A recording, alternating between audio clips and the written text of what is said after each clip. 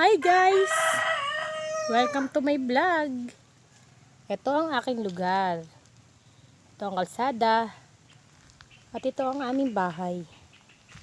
Yan.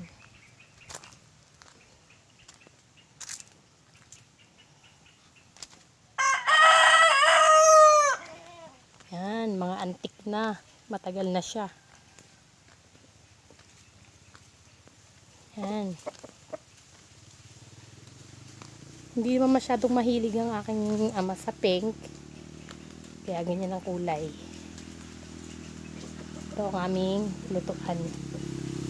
Yan guys. Kahoy ang aming ginagamit kasi mainit naman. Wala kaming kapitbahay guys, kundi ito lang oh. Yan.